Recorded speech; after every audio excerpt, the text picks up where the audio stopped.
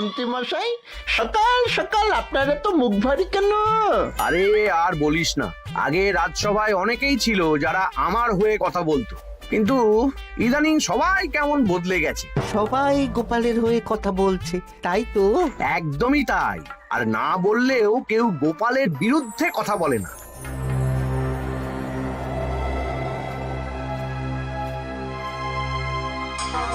কি মন্ত্রী মশাই, আজকাল তো আমার কথা আর মনেই পড়ে না, ভুলে গেছেন নাকি? আরে না না ভগবান, তুমি হলে আমার তুরুপের তাস। ঠিক সময়ে ঠিক সুযোগ এলে তোমাকেই ডাকবো। একটু দেখবেন। হ্যাঁ হ্যাঁ, আরে নিশ্চয়ই নিশ্চয়ই। এই চলি রে, আবার রাজসভায় যেতে হবে।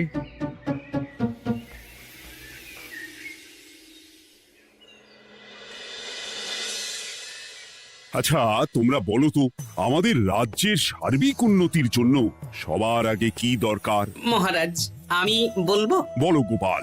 সততা আর শিক্ষা, এই দুটো জিনিস মানুষের মধ্যে থাকলে রাজ্যের উন্নতি কেউ আটকাতে পারবে না মহারাজ।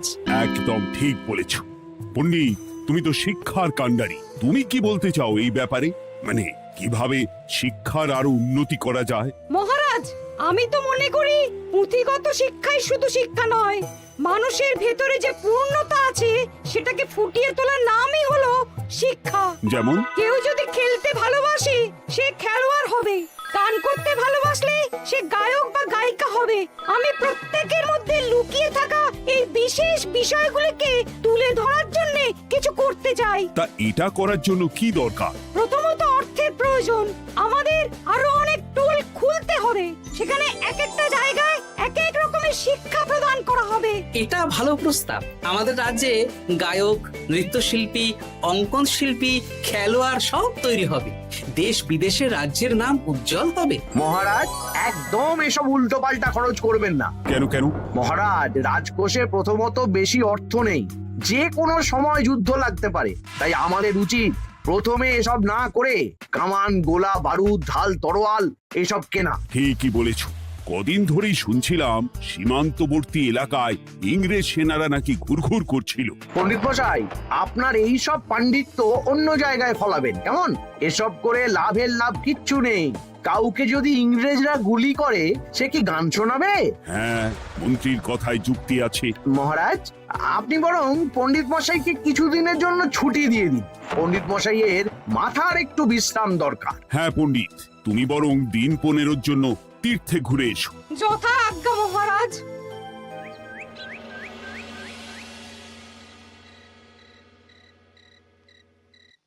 শোনো ভগবান, সকালেই তুমি কাজের কথা বলছিলে, আমি এমন ছক কষেছি কালকে থেকেই তোমার জন্য একটা ভালো বেতনের কাজ জোগাড় করে দেব। শুধু যা বেতন পাবে তার অর্ধেক আমাকে দিতে হবে, কেমন? রাজি রাজি। কি কাজ বলুন? শোনো, বাহ বাহ, দারুণ দারুণ, হয়ে যাবে কাজ।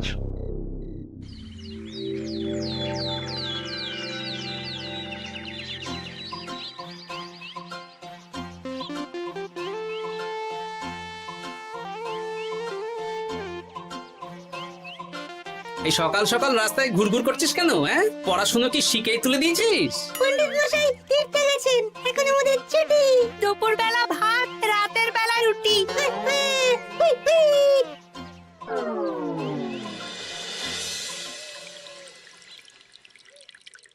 মহারাজ, গতকাল পণ্ডিতকে ছুটি দিলেন আর আজ পাঠশালার সব ছাত্রছাত্রী সকাল থেকে ঘুরঘুর করছে।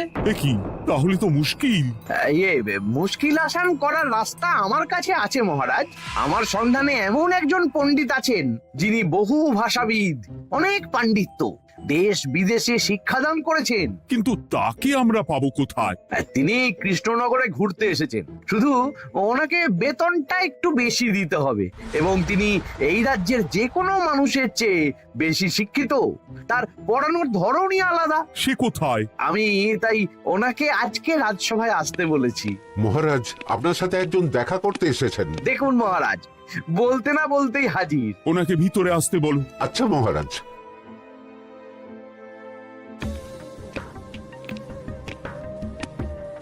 প্রণাম কৃষ্ণচন্দ্র, আমাকে আপনার মন্ত্রী ডেকেছেন, তাই এলাম। মন্ত্রীর সাথে কথা হয়েছে আমাদের রাজ্যের শিক্ষার উন্নতির ব্যাপারে। আমাদের মানে আপনি কি এই রাজ্যের? মানে এখন এই রাজ্যে আছি তো, তাই আমাদের রাজ্য বললাম। উনি সবাইকে আপন করে নেন। যাই হোক, তোমার শিক্ষার উন্নতির ব্যাপারে কি মতামত? মহারাজ, আমি এই রাজ্যের বিভিন্ন মোড়ের মাথায় টোল খুলতে চাই। তার জন্য অনেক অর্থের প্রয়োজন। তাতে কি উপকার হবে? ছাত্রদের জন্য তো নির্দিষ্ট পাঠশালা আছে। যখন শত্রুরা আক্রমণ করতে আসবে তখন তারা দেখবে রাস্তার মোড়ে মোড়ে টোল, মোড়ে মোড়ে টোল। তারা বুঝতে পারবে এখানে সবাই শিক্ষিত। আর শিক্ষিত লোককে ক্ষমতার অধীনে রাখা কঠিন, যুদ্ধে জিতলেও শাসন করা মুশকিল। কারণ অশিক্ষিতকে বোকা বানানো সহজ, কিন্তু শিক্ষিতকে বোকা বানানো কঠিন। নতুন পণ্ডিত একদম ঠিক কথা বলেছে। কোনো বাইরের রাজা বা শত্রু আক্রমণ করার আগে 5 বার ভাববে। এই সেরেছে। গতকালই মন্ত্রী বলছিল শিক্ষার দরকার নেই, অস্ত্র কিনুন, আর আজকেই শিক্ষার পক্ষে কথা বলছে। ব্যাপারটা কেমন সন্দেহজনক, নজর রাখতে হচ্ছে। বেশ, আমি তোমার এই শিক্ষা সম্প্রসারণের প্রস্তাবে রাজি। মন্ত্রী, তুমি এই প্রকল্প দেখভাল করবে। আচ্ছা, কত খরচ হতে পারে একটা হিসেব করে আমাকে জানিও, আমি দিয়ে দেব। আচ্ছা মহারাজ, আপাতত 500 মোহর দিয়ে রাখুন, পরে যা লাগবে বলে দেব। উফ, সকালে এক পত্তন বাজার, বিকেলে এক পত্তন বাজার, আর পারি না। আরে হাত চালাও, হাত চালাও। বাবা, কাজ শুরু হয়ে গেল। হ্যাঁ, আর ছাত্রদের পাঠশালার কাছে যেতে হবে না। পাঠশালা ছাত্রদের বাড়ির কাছে চলে আসছে। যেখানে সেখানে পাঠশালা। এ তো যেখানে সেখানে শিক্ষা। ঠিক বলেছো। আজ থেকে আমি আর নতুন পণ্ডিত চালু করছি। ধরো শিক্ষা, মারো পেরে। শিক্ষাকে ছাত্রছাত্রীদের মধ্যে গেঁথে দিতে হবে। এতদিন জানতাম ধরতক্তা মার পেরে, এখন বদলে যাবে। কিন্তু একটা পণ্ডিত এতগুলো পাঠশালা একা সামলাবে কি করে? খেপে খেপে। মানে সকাল 6টা থেকে 7টা একটা জায়গায়, পরে 7:30 থেকে 8:30 আরেকটা। এইভাবে বিভিন্ন জায়গায় পণ্ডিত ঘুরে ঘুরে শিক্ষাদান করবেন। না, ব্যাপারটার উপরে মহারাজকে নজর রাখতে বলতে হবে। মহারাজ, আমার মনে হয় এই পাঠশালায় আগামীকাল থেকে কেমন পড়াশোনা শুরু হবে, আপনার সেদিকে একটু নজর রাখা উচিত। হ্যাঁ, দেখি আগামীকাল সকাল সকাল বিভিন্ন পাঠশালায় গিয়ে নজর রাখবো। আর হ্যাঁ, আমাকে নতুন পণ্ডিত একটা তালিকা দিয়েছে, কোন পাঠশালায় কখন পড়াবে সেটার তালিকা। আমিও যাব আপনার সাথে।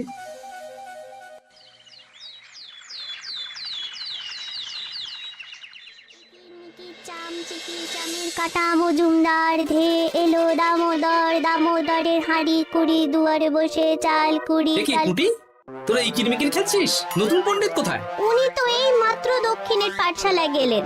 ন্যাপলা আর গুলটে আজ থেকে ওখানেই গেছে। ওদের দুজনের বাড়ি কাছাকাছি তো, তাই। আচ্ছা চলো তো গোপাল, দক্ষিণেই গিয়ে দেখি।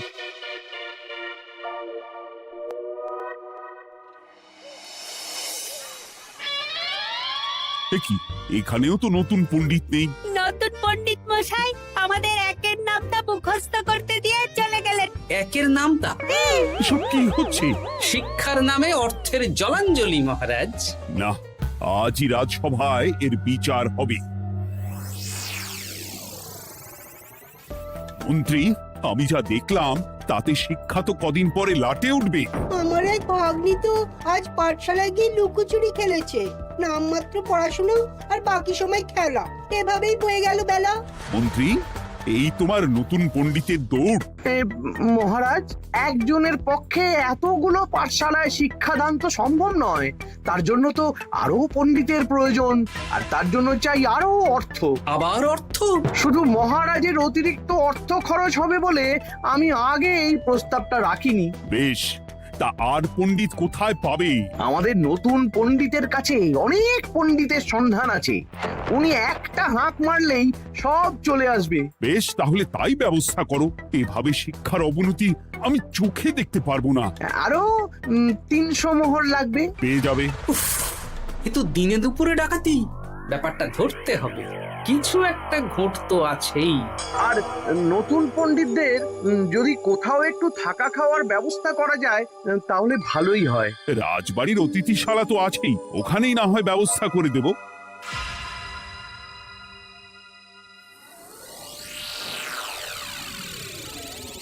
শোন বটা ঘটা আর কেলে পচা, তোদের এইবার এই ভগবানের মতন শিক্ষাদান করতে হবে। আরে আমি তো শিক্ষা বানানি জানি না। সে না জানলেও হবে, শুধু দাড়ি গোফ লাগিয়ে নকল পণ্ডিত সেজে কালকে থেকে পাঠশালায় যেতে হবে। কাকে কোথায় যেতে হবে সব আমি বুঝিয়ে দেব। আচ্ছা,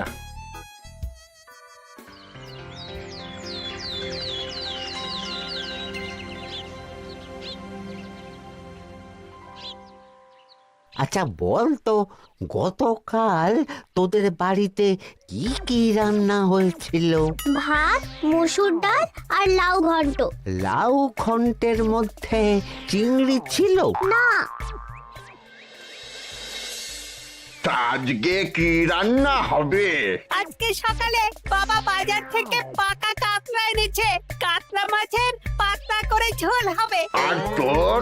আমাদের আজ নিরামিষ, এই কবজি ডুবিয়ে সবজি ভাতি খেতে হবে। বেশ।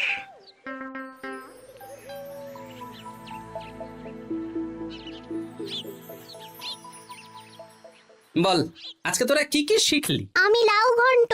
আমি সবজি ভাত। আমি কাতলা মাছ। কি বলছিস কি? আজকে তো পাঠশালায় এই সব আলোচনাই হয়েছে। এবারে ব্যাপারটা একেবারে সহ্য সীমার বাইরে চলে যাচ্ছে। দাদু, আমাদের আগের পণ্ডিত মশাই ভালো ছিলেন, উনি কোথায় চলে গেলেন? মন্ত্রী মশাই ছলে বলে কৌশলে ওনাকে তীর্থে পাঠিয়েছেন। না, এখন আমাকে মন্ত্রী মশাইয়ের উপরে নজর রাখতে হবে।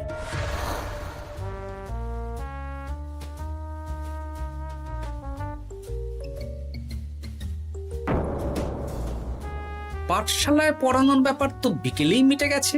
রাজবাড়ির অতিথিশালায় না গিয়ে নতুন পণ্ডিত মশাইরা এদিকে আবার কোথায় যাচ্ছেন? সাথে মন্ত্রীও আছেন, ব্যাপারটা নজর রাখতে হবে। তাড়াতাড়ি চল। চলুন চলুন। এদিকে তো বটা ঘটার বাড়ি, এদিকে মন্ত্রী মশাই কোথায় যাচ্ছেন?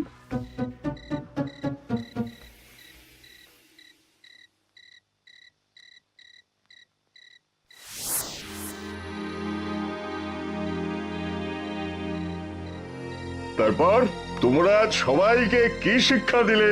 শিক্ষা? সে আমাদের শিক্ষা নেই, চুরি করে দিন চলে। আমি কি করে শিক্ষা দেব? আরে ছাইপাশ দাড়ি গোঁফ থাকলে কি কুটকুট করে। তা বলেছিস বটা। আরে আরে আহারে করছিসটা কি? ভালো রোজগার পাতি কি তোদের সহ্য হচ্ছে না নাকি? ভগবানকে দেখ, সেই কবে থেকে দাড়ি গোঁফ লাগিয়ে পণ্ডিত মশাই সেজে আছেন। আমারও প্রথম দিন একটু সমস্যা হচ্ছিল, এখন সামলে নিয়েছি। আর আমাদের এই সব আলোচনা একদম করা উচিত না। বলছি মন্ত্রীমশাই, আমি কি শুধু এই পাঠশালাতেই পণ্ডিতের অভিনয় করব, নাকি রাজসভায় বসার সুযোগও পাবো? কালকেই এই ব্যাপারটা দেখছি।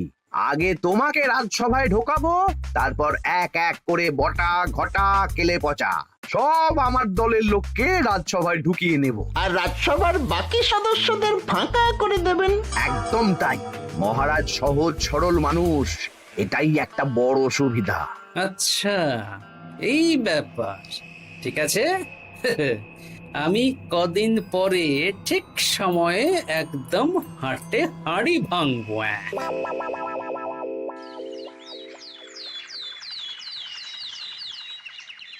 তাহলে মন্ত্রী, আর কোনো সমস্যা নেই তো? না না মহারাজ, এখন আর কোনো সমস্যা নেই। দেখবেন এই ধরো শিক্ষা মারপের এক প্রকল্পের নাম চারিদিকে ছড়িয়ে পড়বে। আমার তো মনে হয় একটু পাঠশালাতে বিজ্ঞান নিয়েও আলোচনা করা উচিত। হবে হবে, সব হবে। এখনো সব বাচ্চারা অজ্ঞান হয়ে আছে। আগে শিক্ষায় জ্ঞান ফিরুক, তারপরে না হয় বিজ্ঞান নিয়ে আলোচনা করবে। বিজ্ঞানী তো প্রস্তাবটা খারাপ রাখেনি। তুমি কি বেশি বোঝো? তাহলে তুমিই তো বিজ্ঞান শেখাতে পারো। আমি কবিরাজি শিক্ষা দান করতে পারবো। তোমার কবিরাজি শিখতে কেউ রাজি নয়, চুপ থাকো। আহ, দেখাই যাক না বাচ্চারা কেমন শিক্ষা লাভ করে।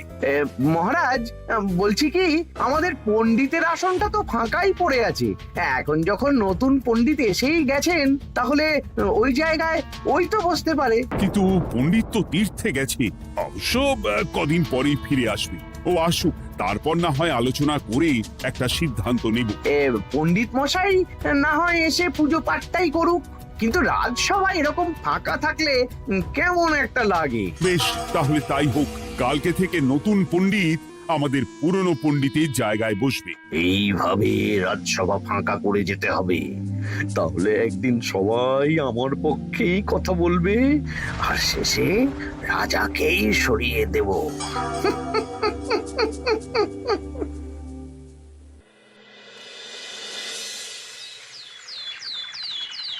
মহারাজ, সর্বনাশ হচ্ছে চারিদিকে।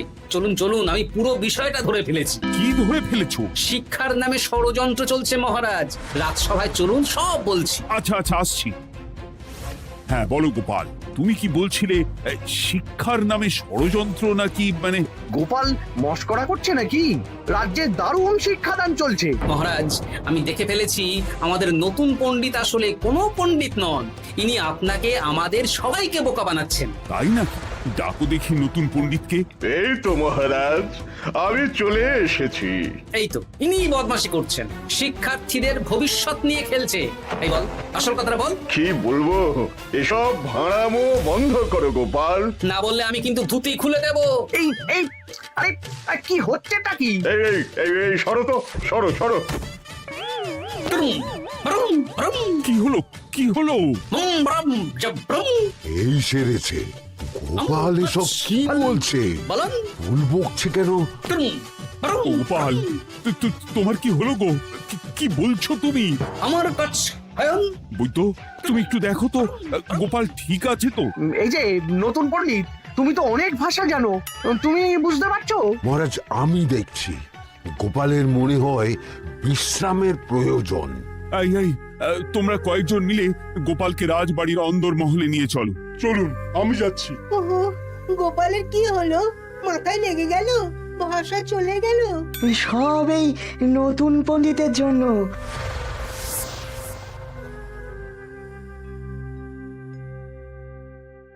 ভাল খাচ কাচ হায়ন মাস্টার কাচ। মহারাজ, আমার মনে হচ্ছে গোপালের বাইরে থেকে কিছু হয়নি, ভিতর থেকে কিছু হয়েছে। নারী স্পন্দন, হৃদস্পন্দন সব ঠিক আছে। আমার বড় যাব ভ্রম। কিন্তু গোপাল কি ভাষা বলছে বোঝা যাচ্ছে না। নতুন পণ্ডিত, একবার চেষ্টা করে দেখো না। আমার কথা হয় না। এসব তো আমি কিছুই বুঝতে পারছি না মহারাজ। আপনি যে এত দেশ বিদেশে ঘুরেছেন, আপনি বুঝতে পারছেন না? এ আমার এখতিয়ারের বাইরে। তোমার বাকি পণ্ডিতদের নিয়ে আসো তো, যারা পাঠশালায় পড়ায়। আমি বুঝতে পারছি না, বটা ঘটা কেলে পচা কি বুঝবে?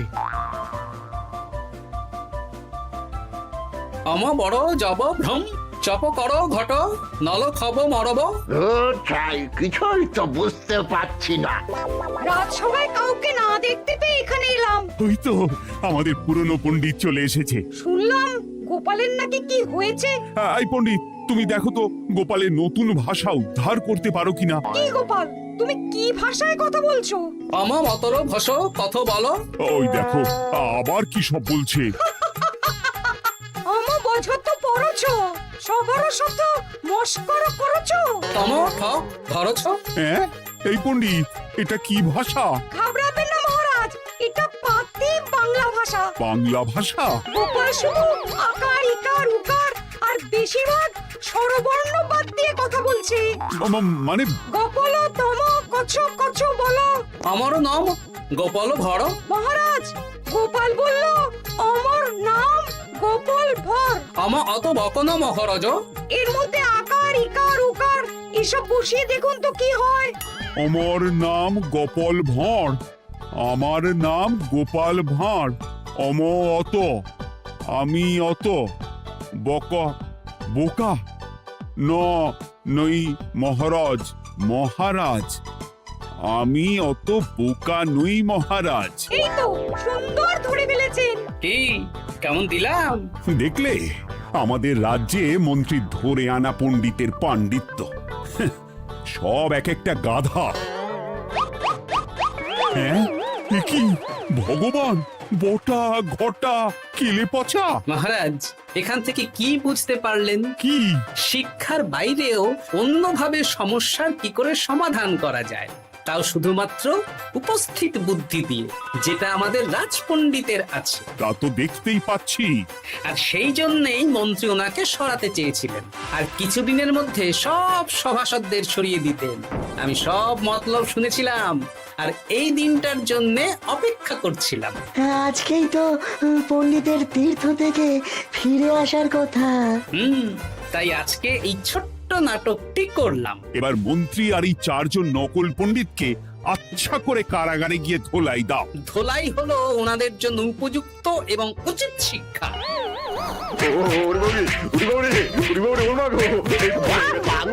বাবা গো, ভুল হয়ে গেছে গো। আরে